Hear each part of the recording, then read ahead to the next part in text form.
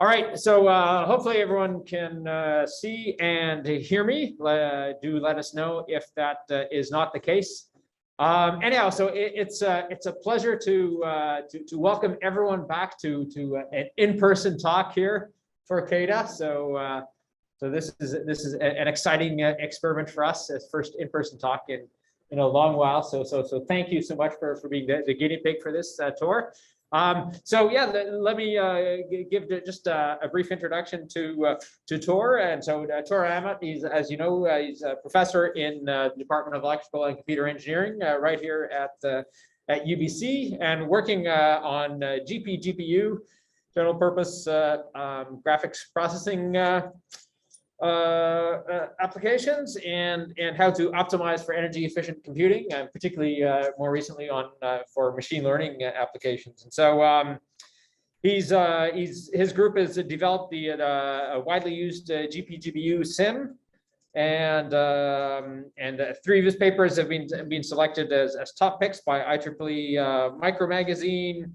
He's done a research highlights in communications of the ACM recently. He's been program chair or co-chair for Micro 2019. He's done all the usual great things. He has an NSERC Discovery Accelerator grant. Yeah, and he's also fairly recently spent time at Stanford and also collaborating with NVIDIA and more. So with that, we really look forward to your talk, Tor. Thank you. All right, so we have an agreement that I'm 2 meters away from everybody, so I'm going to take off the mask as Bonnie Henry is allowed, I believe. Okay, so here's my talk, fast learning on slow hardware. So let me attempt to not break my slides. So first, before I get into everything, just want to acknowledge the people who really did the work here, which are my grad students shown up here, the photos, and also some undergrads who worked in my lab, and I couldn't quickly find photos of them. And also funding agencies. A lot of this was funded by NSERC through a strategic network called Cohesa. All right, so probably you're here because you know about machine learning, so I'm not going to tell you all the great things about that machine learning can do. The focus of the research that my group has been doing, which I'm going to try and summarize in this talk briefly, has been on accelerating the process of training. So making training of neural networks go faster. There's a whole bunch of work on how to make what we call inference, which is once you have a trained model, maybe on a cell phone or something, how to make that go faster with less energy. And that's an important problem too. And I guess my feeling was there was so many people interested in that problem, let me work on something that they're not working on, that I thought was also important and also quite interesting, which is, can we do the training part faster too? And so this is a graph that shows different networks in the last few years. And this is, I think, on ImageNet. Sorry if hopefully you guys online can still hear me. And this is just showing like top 1 classification accuracy, and this x-axis is showing like training time. Here, maybe I'll use the mouse. X-axis is showing training time in days or whatever at some computing rate. And what you can see here is that you get better accuracy if you do more training. If you expend more compute power, you'll get a better result. And that's sort of the trend. And so the thinking is, well, if we can make training happen faster, do more computing in less time, then we maybe could get better ML. And so that's sort of the vision, I guess. So what are some of the challenges? So there's a joke that I heard at one of the computer architecture conferences I go to, which is, I'm going to predict that Moore's law will never end. That way I'll only be wrong once, which is this graph here is supposed to show Moore's law, which is basically that the number of transistors is growing. The number of transistors you can integrate economically on a chip is growing exponentially with time. And for many years, it was sort of doubling every 2 years or so. And so we're down to very small feature sizes. People have announced plans to get the 2 nanometer gate lengths for transistors. 2 nanometers, we're making these things out of silicon. If you look at how many atoms is there inside the gate, it's like around 10 or less atoms across the gate. So we probably are going to reach the limits of what we can do with CMOS scaling.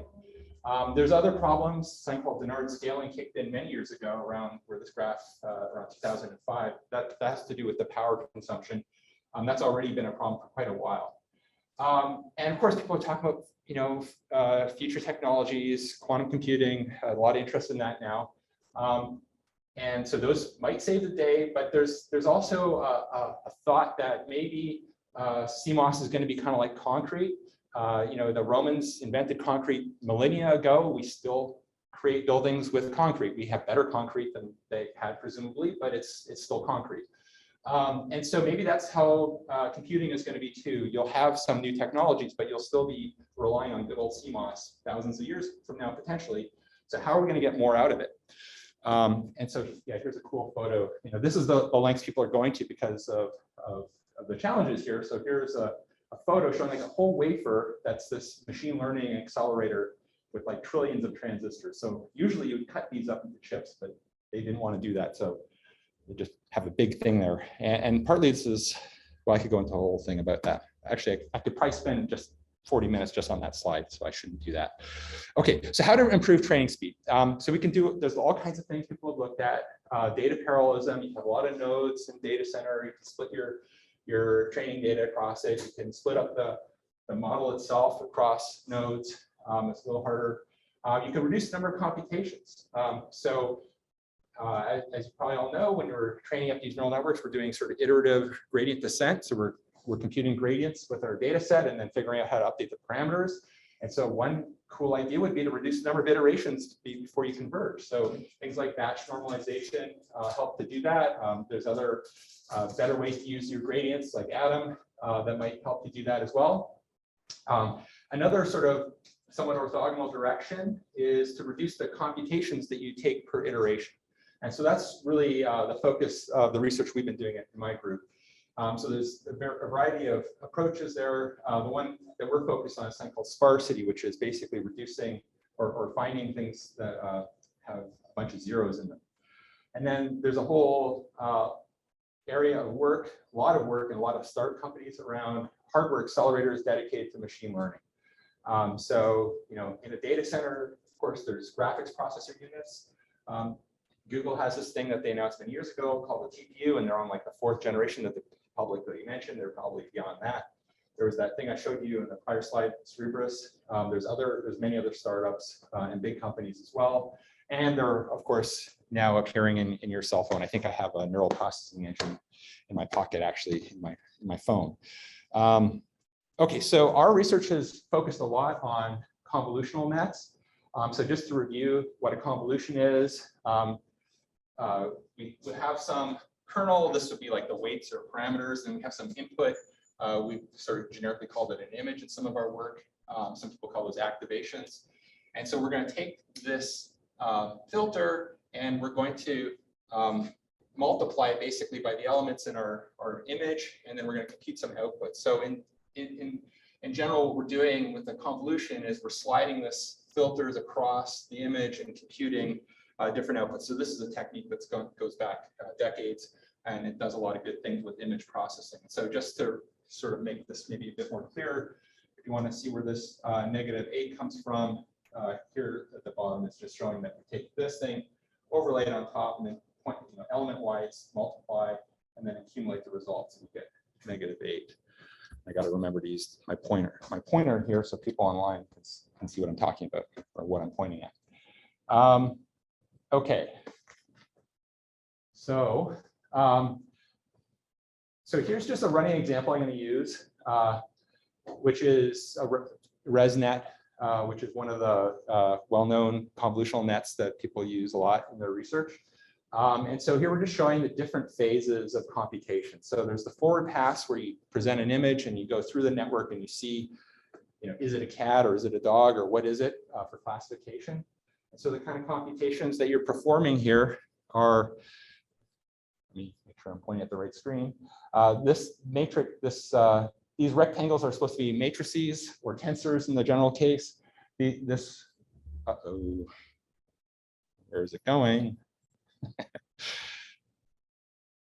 Sorry, technical issues. Okay, so that red thing there that I'm pointing at now is the weights or parameters of the filter, and the little star is a convolution operation, and then the A superscript L is a bunch of activations. That's like the outputs of the prior layer's neurons, the values, and then we're going to get this A superscript L plus 1, the next layer. L stands for layer number, is the activations in the next layer, and somewhere we'll throw in some nonlinearities into this as well. So this is the forward pass up here. Let me see if my pointer will work without throwing everything out of whack. When we want to train, we have to go in the backward pass. There's a well-known back propagation algorithm. So we start computing gradients at the output, starting with how close was our classification to what we wanted? Was it a cat? Was it actually a cat, or was it a dog? And how should we adjust the weights and get derivatives going all the way back through the network? And so that computation looks like the following here. We're going to take the weights and then convolve them with the gradients of the later layer to get gradients of the activations of the earlier layer. The subscripts here stand for activation. And when we want to update the weights, we can do another convolution of the gradients of the activation with the activation to get the gradients of the weights. So then we'll use that to update the parameters in our model. So the goal here is to speed things up in the training by encouraging sparsity. So to make that concrete, these convolutions are essentially dot products. I had an example earlier on the slides. And so just to look at where the zeros can come into this, where the sparsity can come into this, here's a little dot product, four element vector dot product with this 4-element vector. And I've just highlighted the zeros with green there. And so when we expand that out, what we get is the sum of products here. And what we can see is a bunch of those things have zeros in them. And so the hardware is still going to expend energy to multiply by 0. And so we'd like to avoid that. It's really where the opportunity comes from. So if we can sort of figure out that these are zeros and not actually even go to a multiplier and sort of skip the computation, that will be faster, use less energy, or some combination of the both. And so that's where we're headed, or where we're trying to, the opportunity we're trying to exploit here. So I'm not the first person to present to mention any of this. There's been tons of work on this, and like over the last 5 years, and even longer than that, especially in the computer systems community, but also in the machine learning community. I'm going to talk about convolutional nets because we focus a lot on that in my group, but there's other people who've looked at other things like RNNs and transformers and you name it, whatever exciting thing people are looking at it. Okay, so what are the different ways of doing this sparsity? So, way back, Lacoon, I think, had a paper like optimal brain damage or something, where it's like how to, probably inspired by biology, where the kids have a lot of neurons at the beginning, and our weights or synapses, and they die off as you age, get into your toddler years, and that's a good thing apparently biologically. So there was some inspiration for pruning of networks that people explored early on.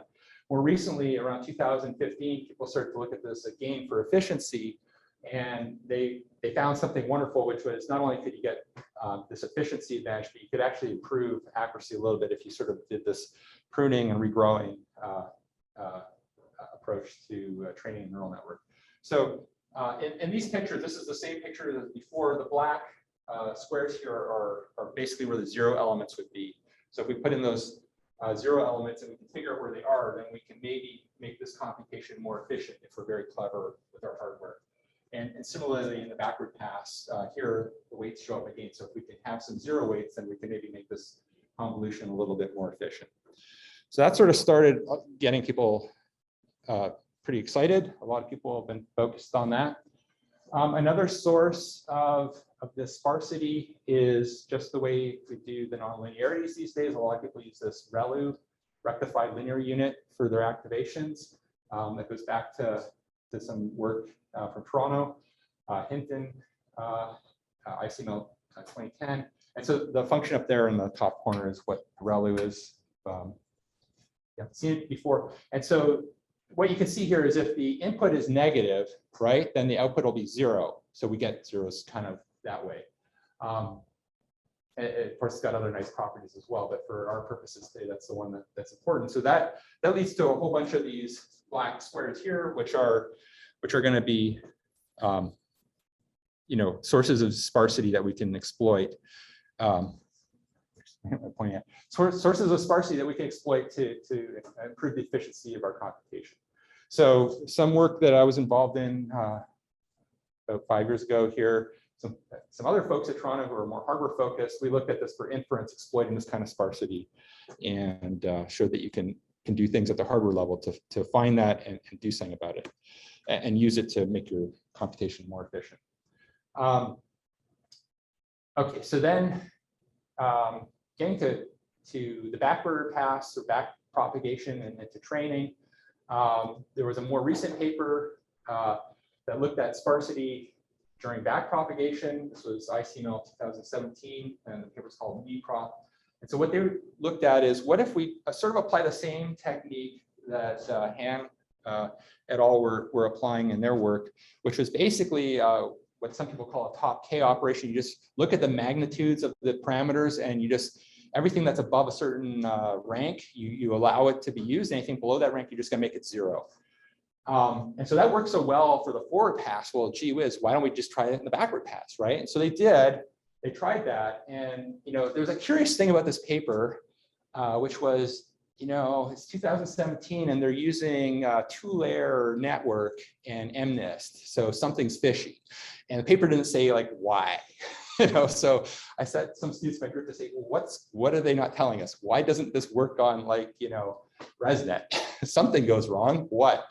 And so a couple of my students look for the answers, and so I'm going to present what we found in the next, basically 2 papers that we published. So one was from a couple years ago from CVPR called ResProp. So I'll go through that one first, and then I'll go through the second one. And it was interesting. They came up with sort of slightly different things. So ResProp, here the idea is my student found, Nagar, is that when you're training and you're going iteration by iteration, a lot of the gradients aren't changing a whole lot. And so if you look at this sort of visualization in a very simplified, 2-dimensional parameter space, where the y-axis or this up axis is like, I guess, your cost, right? And these are maybe 2 weights or something. As you're going through there, your direction isn't changing a whole lot. And of course, people have observed similar things, and the adaptive step size work is kind of looking at that kind of stuff too. But nonetheless, so if you just sort of look at 2 successive gradients, not all the components are changing, was kind of the observation that Nagar made, and that was kind of interesting.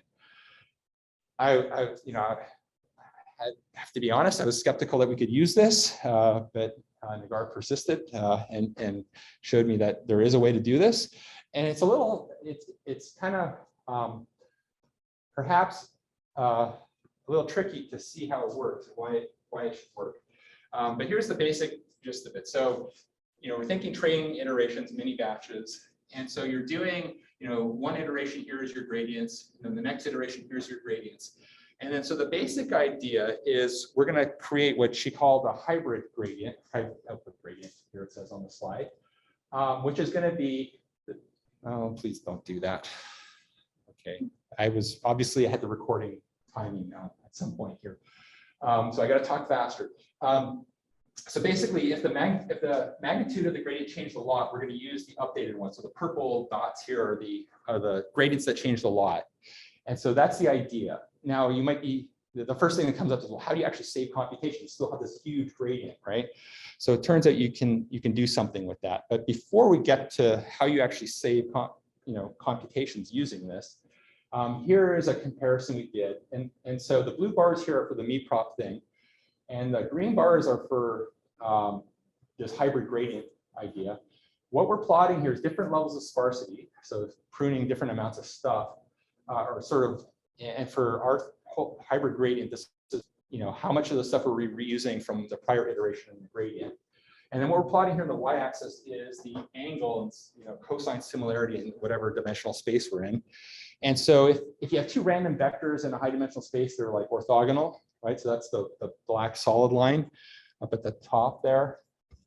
And then there was an interesting paper from a few years ago that showed that if you binarize weights, so if you just make them like -1 and 1, you end up within about 37 degrees of the original vectors, which was a neat result.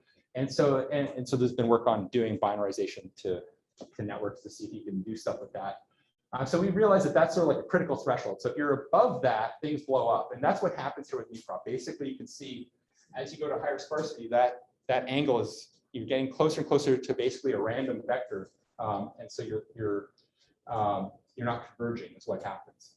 Whereas if you use this hybrid gradient, your angle difference isn't affected as much. Of course, if you don't use anything, if you look at successive iterations, basically they are essentially orthogonal, is what that's showing, the last part. Okay, so how do you actually save computations here? So the idea here is we're going to compute these gradients using the hybrid, this hybrid gradient and some weight, some input weight or activations. And so how do you do this efficiently? So the key thing is we can split this up into two things. And it turns out that for the things that you're reusing, you don't have to be too close. So the technique that we came up with is just pick a random sample and do one convolution out of a mini batch. Mini batch might have 128 samples. And so you compute that, and then you're just going to do the full convolution for the sparse thing. So you have to do the comparisons of the prior iteration and the current iteration. And then you're going to feed that in. You're going to compute a sparse gradient, and then you're going to do a convolution. So the place where you're saving the computation isn't in computing the sparse gradient; it's in using the result. But that's where actually a lot of the computing is in that convolution. All right, so this is just some data showing it works. Where works means it's like within about 1% of the original result. This is on ImageNet. All right. Okay, so that was ResProp. There's obviously more that could be said about it, but I wanted to talk about some of the other work that we did. So I'm going to move on to the next bit of work, which was Amir's work. He called sparse weight activation. So again, sort of looking at this earlier work, the MeProp work, and saying, why doesn't that work for bigger networks? And so he did a bunch of interesting characterization studies. So what this is showing, the graph here on the left, is as you sparsify during training, we're sparsifying different things. So the top bar here is sparsifying weights, and there's some caveats to what the sparsifying means. So if you're like an expert on this and you're wondering how does this compare to some other work, there's some footnotes that I'm not going to put in here. But for some definition of sparsifying weights, you can see that accuracy holds up pretty good up to around 80 or so. It depends on the network here, 80 or maybe 90% sparsity. So 90% of the parameters are being made 0. On the other hand, if you take the activations in the forward pass and you start throwing those out, the non-zero activations, not the 0 activations from the ReLU, but the non-zero ones, and you start saying, well, I'll just take the small magnitude ones and chuck those, that actually doesn't work so well. That hurts you. So you can see these dotted lines here are we've lost quite a bit compared to those. So implication was basically in the forward pass, go ahead, sparsify the weights, but don't try to sparsify the activations, or else what you're going to end up learning, the network you're going to learn is not going to be very good. How about the backward pass? So in the backward pass, it's a little different. So here, there's a bunch of things Amir tried, but what seemed to work is you could sparsify the weights and activations, but don't try to sparsify the gradients. Like, making elements 0 doesn't work. And so we can see from the prior paper a little bit why. But that was the observation. Basically, this is, you need dense gradients when you're updating parameters is sort of the observation. So in the backward pass, sparsify your weights and activations, but not the gradients was the lesson here. So then we got this algorithm, which is basically a modification to backprop, I guess. So during each training iteration, what you do, this is sort of the highlights of it. You're going to sparsify your topology using top K, so magnitude-based pruning. And that'll partition your weights into two things, which Amir called active and non-active. In the forward pass, what you do is you use the active, which are going to be sparse weights, and the full dense activations to compute the layer outputs, right? And then in the backward pass, what you're going to do is you're going to use the active against sparse weights and a full dense gradients to compute the activation gradients. And then use the sparse activations and dense gradients to compute the dense weight update. So there's two things we're computing in the backward pass, remember? And so those are the things to do. So this dense weight update might seem a little confusing because they're saying in the forward pass it's sparse weights, and then you're saying, wait, why if we're doing dense weight updates, how does that play together? We've got sparse weights but dense weight updates. So what's going on is with these dense weight updates is we're allowing topology search. So basically from iteration to iteration, we're allowing which weights are active to change. Okay, and so this avoids this. There's a paper called the lottery ticket, which we'll review here, but basically there's a problem that it's very hard to figure out a priori what the sparse network will be. So you don't have to have a lottery ticket to get to a good accuracy is what this basically says, is we'll adapt the network as we go. This is a quick clarification. Does it mean that you pretend the weights are 0, but you still compute their gradient, and then you update them? Yeah, so in the forward pass, we're setting some weights to 0, and we're doing the forward pass. And in the backward pass, we're computing gradients for all elements, even the ones we made 0. And then we're going to go back to those elements. We didn't make them 0. We still store the full parameters. We'll update them, and then maybe they become big enough magnitude that we're going to say, okay, now you're ready to go, and we'll put you in. It's like we'll put the hockey player into the game or something, right? So we don't lose the information. So I guess we could talk about the storage advantage and model compression, all those kind of things, but our goal wasn't model compression. Our goal was to speed up training. So this is what the picture looks like, the one we were showing earlier. You can see where the sparsity is here that works. Okay, so forward pass, this is, for the first thing, this is the same thing as Han et al. And then in the backward pass, this is different from MEPROP, basically. Sparsify this and sparsify this, leave these other things dense. How am I for time? Okay, so here's a bunch of results. We did tons and tons of, for these empirical studies, you just give them lots and lots. You have to give the reviewers lots and lots of data to convince them, right? So we have lots and lots of data in the paper. This is just a small summary of it. But the highlights of it are basically, let me just maybe focus on the ones down here. This is quite a bit of sparsity. So this is weight sparsity, activation sparsity, and this is just showing the accuracy that you can get. And I'm trying to remember what the baseline accuracy was for this particular thing. So it's reduced, but not catastrophically is the message basically. Here's the changes here. And then the key thing is how much flops you're saving. And well, I said our focus wasn't model compression. And Mir and I always disagreed on that. He wanted to play in that game too. So just a question, when I say 85% on the flop training, does that mean I saved 15% or I saved 85%? You saved 85% is what that's supposed to mean. So the arrow is supposed to mean this is the amount that we reduced it by. So yeah. Okay. Yeah, so we're supposed to, we're reducing a lot. And there's a whole bunch of variations. I don't have all the data here, like I said. This is just one of the particular variations. The -U is a particular flavor of this thing. And there's other ones that I think actually did better than this. Yep. So when you say you save, does it mean that you don't consume the power, or does it mean that you replace it with another useful computation? Like, can you run more computation with the same power, or just fewer computation with less power? So in this study, these, I don't know if it says up there, these are like theoretical flop counts, right? So then the whole question of how you actually benefit from this sparsity is the next thing I'm going to talk about, because it's actually not trivial. The current hardware doesn't like any of the sparsity. It's not useful to it. There's been some recent hardware that tries to get some of it. And so we're just counting, floating point operations where there's both things are not 0, I think is how this is being counted more or less. Yeah, so how to benefit, next part. And this is our most recent paper, which is going to appear in about a month from now. And so really the question here is hardware support for sparsity. And so again, just sort of looking at this simplified picture of convolution. So that was the image I showed earlier, made a bit smaller.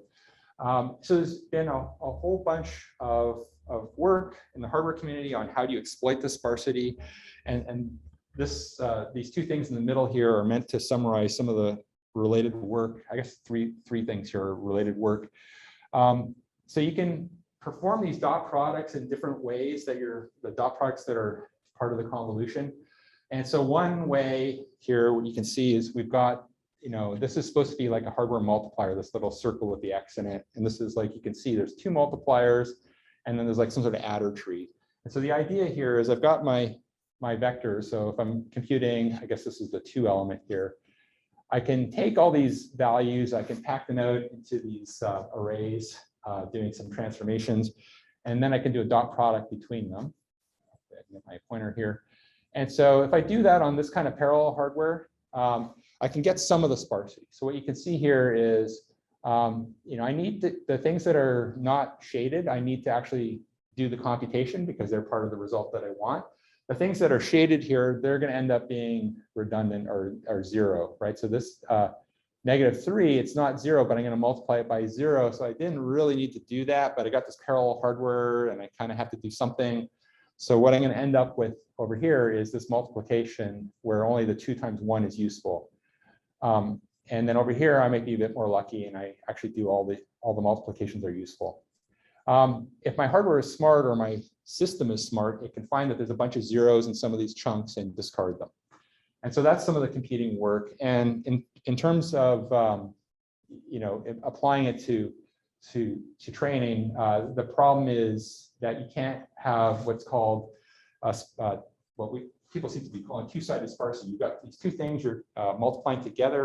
Can I handle sparsity in both of them or just one of them? And so the related work is sort of focused on one-sided sparsity because of the difficulty of doing all this orchestration.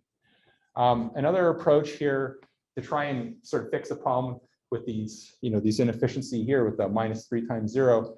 Well, why don't we just do them serially? So here we're trying to go through, we do various clever ideas for finding the zeros and then doing like a bit vector intersection test and figuring out which of these multiplications are actually useful, and then just do them serially, and then maybe I could skip some of that redundancy. So that's also nice. But again, the challenge is, can you do this when everything is changing at runtime? And we haven't seen approaches to that.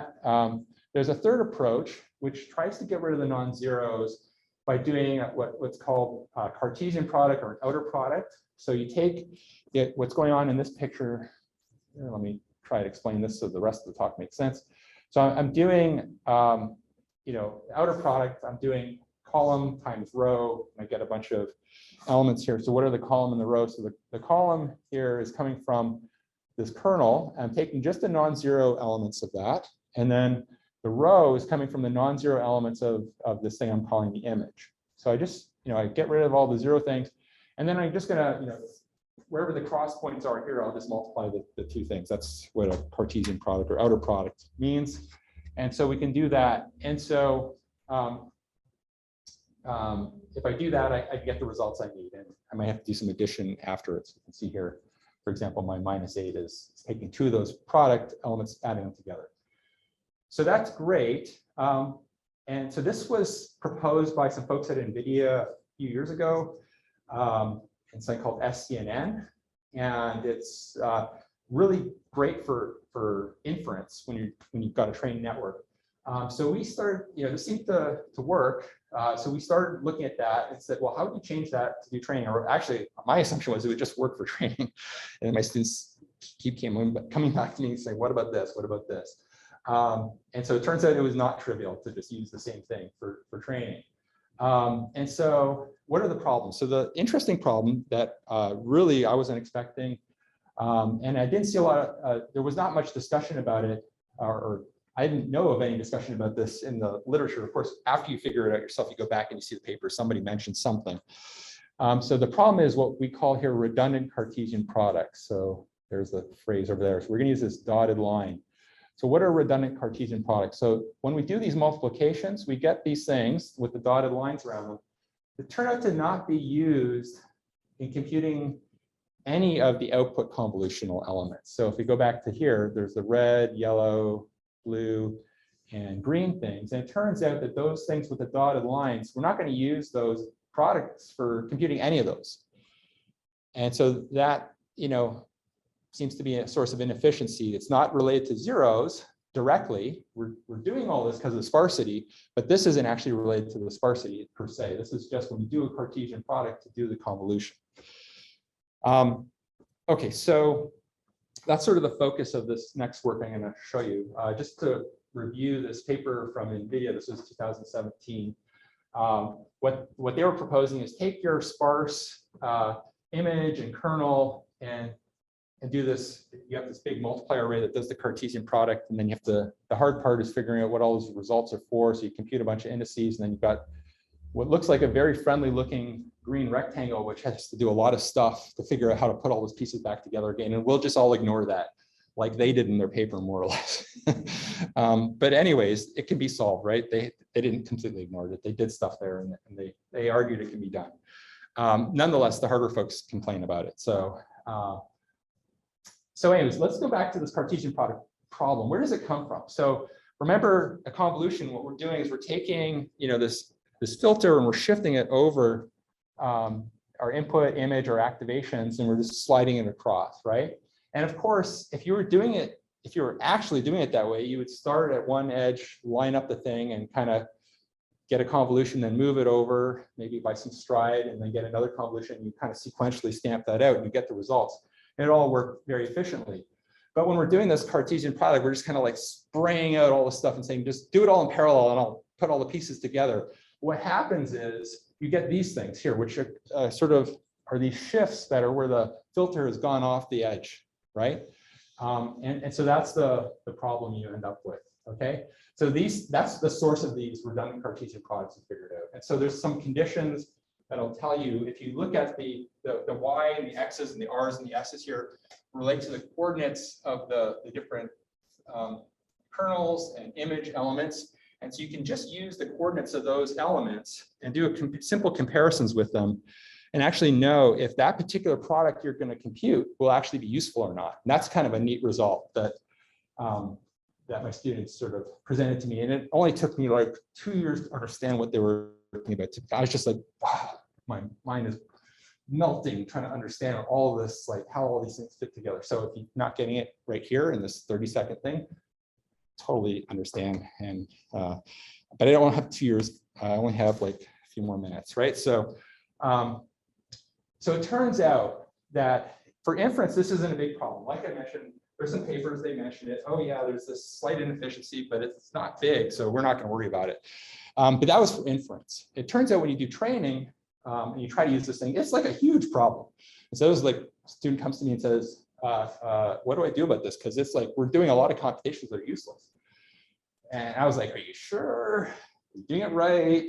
But it turns out it's really there. And so what happens here, you can do some math, and this is in our paper. You can boil it down to this equation here.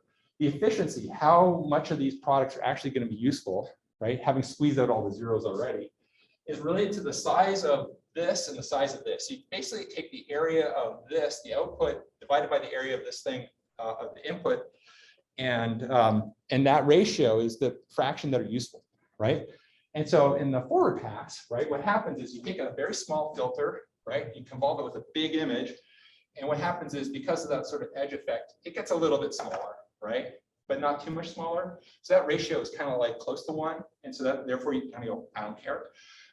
What happens in the backward pass is this flips around, right? So now it's the ratio of like this thing over this thing, right? And that's a really small fraction, so that's like super inefficient.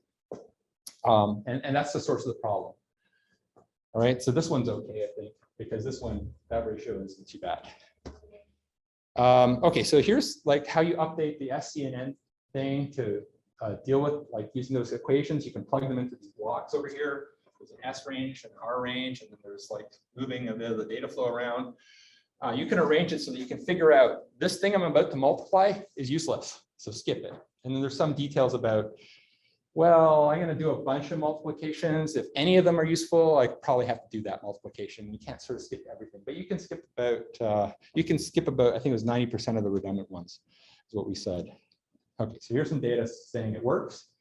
You get a speed up, you can get some energy efficiency. This is all based on simulation, by the way, so we don't have real hardware. Maybe somebody will build this, and then you can buy it. All right. Okay, so I want to try to keep on sort of schedule here for people who have to leave and leave some time for questions. So I'm just going to summarize some other work that we did, which was on the problem of the memory consumption that you need for training. So if you've used GPUs for training networks, you know, a big question when you're going to buy them is, well, how much RAM does this thing have? You know, is there enough DRAM on it? Will I be able to fit my work and my network into it? And okay, so I'm going to skip all the animations that my student had in here. And so this is what you can kind of see. This is sort of a similar plot to the one I showed earlier. And basically, you know, the more accuracy you want, the more bigger model you need, and therefore the more memory you need during training. And it just kind of grows and grows and grows. And this is a big problem because, you know, memories are getting bigger, but they're not getting bigger this quickly, right? So what do you do about that? So one approach folks have proposed is compression, right? And so there was some work that we saw on compression that was going to use, if you even mention the word compression, you have to be clear which kind of compression do you mean? Do you mean lossless compression or lossy compression? So somebody proposed, why don't you just throw some lossless compression where you can fully recover whatever the thing is afterwards. And they had a hardware paper showing that that would do something that was good. And so that was great. And I was thinking, well, but you know, a lot of the world uses lossy compression. Would that work? Could it work? And so, you know, we got to thinking about it. And so, you know, if you're looking at cats on the internet, they're images like that. And of course, they're going to be lossy compressed using like JPEG or something, right? And so if you're doing, you know, if you look at the activations within one of these CNNs, they kind of have sort of spatial correlations, right? Which is how lossy compression works for images. And so it got us thinking that maybe, you know, you could apply some of the similar lossy compression techniques that you use for images to the layer activations during training. And so that was kind of what we looked at. And it turns out that you can do that and it can work. So here's like what you do. So this is supposed to be like a block diagram of a graphics processor unit, which is what we were studying. And I won't explain all the details, but this is sort of the baseline hardware. And what we're saying is put in these little yellow things, which are going to be our lossy compression units. And if you do that, you can speed up training, or you can train bigger models. So we focused on speeding up training in our paper, but it, you know, you could also have the other effect. And so the ones, you know, there's some other things we compare against here. What this plot is showing here is training throughput improvement versus this lossless compression approach. And so we're claiming you can go 2.5 times faster and not lose much accuracy. The y-axis here is how much degradation we get in the accuracy during training. So that's all great. And so we were happy with that result. It did sort of bring up the question, or the question comes up, if you're using lossy compression, do you know if it's going to work before you start? You know, will it converge or not, right? And so there's been other works on lossy compression, but they all seem to have this flavor of, we will do hyperparameter search over our compression ratio. And so we will do like grid search or something and find, how many bits you can use for your compression algorithm, which kind of obviates the whole purpose. We're trying to speed up training, not do more training. And so here's the funny attempt to visualize the problem. So that's a cat. And then, at some point, as you increase the compression ratio of JPEG, I think there's a funny animation here. At some point, it doesn't look like a cat anymore, right? So you don't know, right? And so the question is, how do you adjust that threshold? So we more recently published a paper, this was NeurIPS last year, which was looking at, a framework where you could, if you can sort of bound how much degradation in the loss you're willing to tolerate, you can then work back through some earlier results from UBC, actually from Mark Schmidt's group, bounding gradients and then bound the activation errors, and then use that to sort of in one shot, I don't know if that's the right use of that word, go back and tweak your compression. Okay, I should have got rid of the animations here. Let me just try to get all of them through here. So basically this shows that I can, it was, okay, I didn't cut and paste the right thing, but basically you can get better, my axis, right? So the y-axis here is compression rate, x-axis is the average change in accuracy. So the one we want this good result would be close to this line here, and higher is better. So we want to be up there ideally. So that's what it says here, better up there versus down there. And so this, what he's calling auto, this is Dave's word, auto, and then you put your compression technique after it, sort of does better than some of the competing works that are out there. Now, of course, if you go and you do grid search, you can find the best thing, obviously, but the whole point was to avoid that. All right, so in summary, obtaining greater performance for machine learning is going to increasingly require some sort of specialized hardware. That's already happening and broadly. Like I said, my phone already has a neural engine in it. So these two techniques I talked about, ResProp and SWAT, are going to reduce computation demand during training by identifying computations that you can elicit or discard with minimal impact on the accuracy. Efficiently supporting sparse computation in hardware is a challenge. Recent GPUs from NVIDIA have support for something called structured sparsity, but that's sort of a bit more limited than what you would want for some of the ideas that we've been talking about. You want sort of full support for sparsity. And so that's what we've been looking at here, the hardware support. How would you get more support for sparsity? Okay, and it's more challenging during training versus inference because the parameters of your model are changing. So you can't sort of offline do things with your weights. And then the last little bit we talked about was the lossy compression, which can help with reducing memory demands. Okay, that was all I had.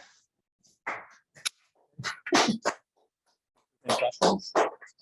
Everyone can run back and work on their NeurIPS submissions. So great, yeah, no, and yeah, huge thanks, Tor, fantastic. Yeah, we love to have some questions, and I'll ask one to get started. And so yeah, originally you had just number of flops you save, and I guess that's kind of an upper bound on how much you can save, right? And so can you talk a little bit about kind of time versus energy? Because arguably in the worst case, I just do every single floating point operation sequentially, and therefore I can gain all those savings, but I obviously lose on the training time because I'm throwing all the parallelization out the window. But yeah, are there other convenient ways where you say, okay, I'm willing to take a hit on time and just if you can really capture all those energy savings? Right. So I don't know if people online can hear, but the question was like time versus energy. So what if I'm willing to take more time? Maybe I could find more efficiency that way, right? And yeah, that's sort of a general, there's always these trade-offs, right? Area versus performance is another one.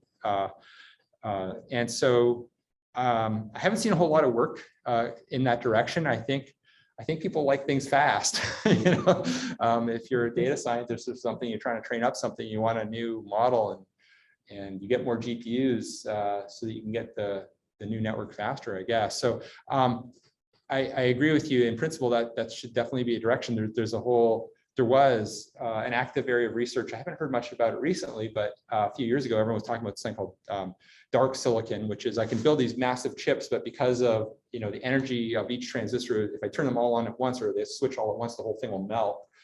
And so there was the question of can I just have little bits of it turn on at a time? And then there was there were people saying, well, that's not actually the best way. Would be to sort of reduce all of them equally. So that, I think there was this term, was it near threshold computing or something? So brown, not dark computing, but it should be brown, like a brownout or something. And so there was a lot of interest in that, but I think that kind of preceded the excitement about ML. So I haven't seen much work on that. I haven't thought about it. It's an interesting thought. If there's a use case, like maybe, trying to think of a use case, if you're a Google or something, and you're just updating your assuming you're using machine learning for your ranking engine or something, maybe it's okay if you update some of the rankers over a period of a week versus like tomorrow, right? And then maybe there is an opportunity for something like that. I'm not sure what the hardware implications would be though, but for most of your results, like they presume that your goal is not to take a hit on time and yet there's still. yeah, mostly, yeah, we were thinking of speeding things up. We, Yeah, you know, yeah, yeah. we were trying to get faster with the same, energy or whatever. Other questions? I'll track online.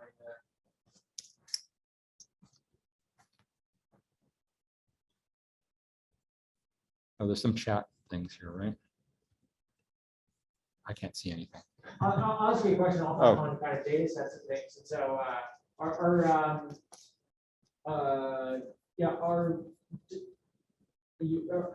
is there a danger of kind of overfitting to ImageNet style things or? Yeah. This is sort of reviewers these days are sort of policing, doing too much convolutional nets, too much image net. So a lot of the papers we do, we have results for other things too, even if we were inspired by focusing on that one thing. So that's certainly something people are worried about. It's interesting, 5 years ago, Google came out with the TPU and they published in the paper saying that convolutions are only like, I think at that time it was like 5% of their workloads. And then that's changed to some much bigger number more recently. They published a paper, I think it was last year, and they actually sort of said they were surprised at the growth of convolutional nets that can be applied to many problems, besides just images. So it's not obvious where things will go, right? But yeah, the point taken that you do need to look at a lot of things, and certainly people do. And so for some of the techniques you have, like how much change would you have to? How much do you have to change the hardware? Like because I guess if the change is kind of trivial enough and doesn't within a lot of area that it can be thrown in as a freebie and people can use it as they want, or so that's a good question. For like the hardware thing that we were just talking about, I call it ANT, I think. So let me see if I can get through all these animations. This one. So faster to just use the mouse at some point. If I could just remember my slide numbers, that'd be faster too, right? So for this, here it is. So for this particular scheme here, the reviewers were holding our feet to the fire about this, saying, hey, what about things besides convolution? So we did some studies with like RNNs and MLPs, and we argued that I guess the current version of our argument is if you're going to build one accelerator and you need to support both of these things, then we could use this technique to make those kind of computations where you're just doing matrix multiplies a bit more efficient. There's questions in my mind about the best way to do that, but we showed that this particular range computation thing, so if you fit your matrix multiply into a convolution and then try to do it on this hardware, you can avoid some of the redundancy. And so there's a question of like, how do you build it for both, right? But that was something we addressed, and to me, it's still a bit of an open question how the best way to do it is. I think there's still it could be improved probably beyond what we have in our current iteration. Very cool. Yeah. Question over here, Yeah. Yeah, actually, before this particular work, does it create some kind of load balancing problem because you are skipping? Yeah, there is load balancing problems with these kind of things. In this particular work, we kind of sidestepped that by saying we're going to assume you have a magic load balancer that can load balance things across the PEs. There's been other research proposals about how to do that problem. And so what we were focused on in this particular work is assuming you have some other support for load balancing, what kind of gains can you get? Yeah, but that is a problem, you're right. Some of these things will have more sparsity than others, and so you get tailing effects.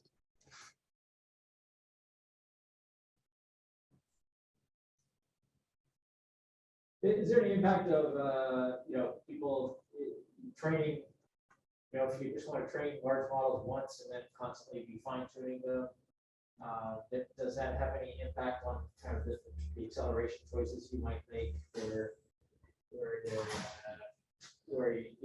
really focusing on, okay, you know, recycle, reuse, right? Yeah. So you already have a large model, it's been trained once, so just reuse it and, you know, fine tune for different settings. And there is a lot of the computation goes in that kind of direction. And does that change at all how you would do things, or would it that's orthogonal and it doesn't matter? Yeah, so it depends where you want to do the training, I guess, right? So if you're going to do it in a data center, you probably just go and use whatever your training accelerators. I've heard, you know, there's obviously, maybe it's not obvious, but there's interest in, like, could you do training at the edge, right? And so there have been people looking at, you know, how to do that, or at least saying we should do that. And so, not saying we've really focused on my group, but I agree that, you know, that means that you can't just have a bare inference accelerator on your iPhone. If you want to do some local training, it should be able to support that as well, right?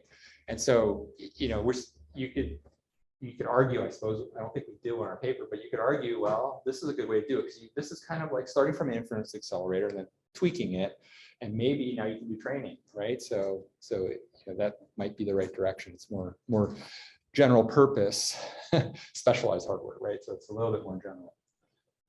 Although pretty specialized, right? So, but yeah, you want to think about the use case, right? So how's that for a non-answer?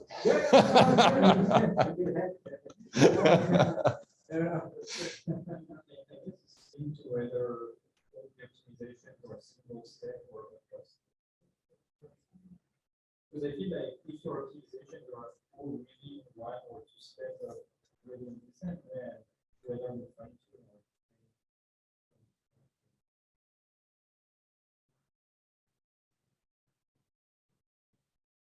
Well, people do that, right? They, you know, take a train network and tune it a little bit, right? So.